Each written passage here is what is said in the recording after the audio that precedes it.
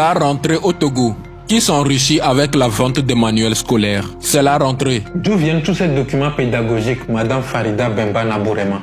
Edicef, qui appartient à la compagnie française Hachette et la compagnie d'édition française Hatier. Et dans ces livres qui sont africanisés, vous allez voir des noms africains comme Mamadou, Bineta, Fanta, Kodjo, Afi, Kweku.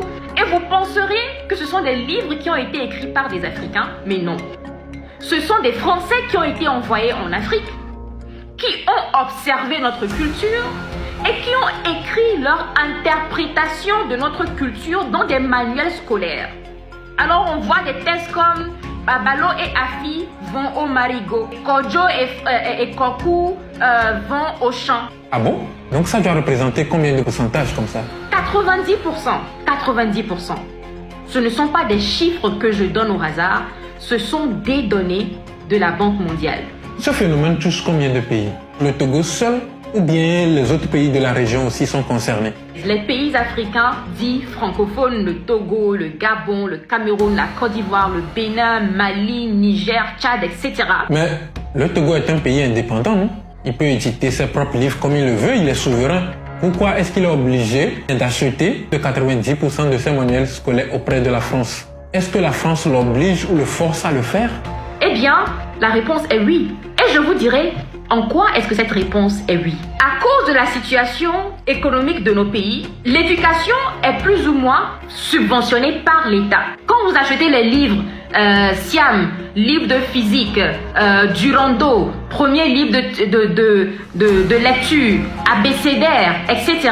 dans les librairies, vous pensez que c'est le prix auquel ce livre a été produit ou bien le prix auquel il est vendu par son éditeur. Ce n'est pas le cas. Quand vous achetez votre manuel scolaire à 5 000 francs pour votre fils, sachez que l'État l'a acheté à plus du double de ce prix et l'a subventionné. C'est l'État qui est l'importateur principal et les librairies locales s'approvisionnent chez l'État.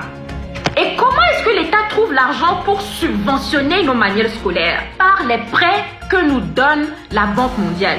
Maintenant, le plus grave, c'est que ces prêts ne sont même pas virés sur nos comptes. La Banque mondiale paye directement la maison d'édition française. Et la maison d'édition française livre la commande de nos pays.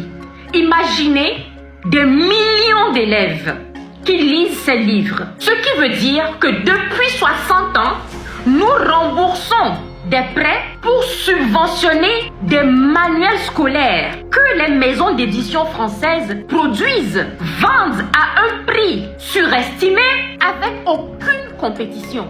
Maintenant parlons argent, Farida. Dis-nous, combien représente en francs CFA tout ce pillage méthodiquement organisé?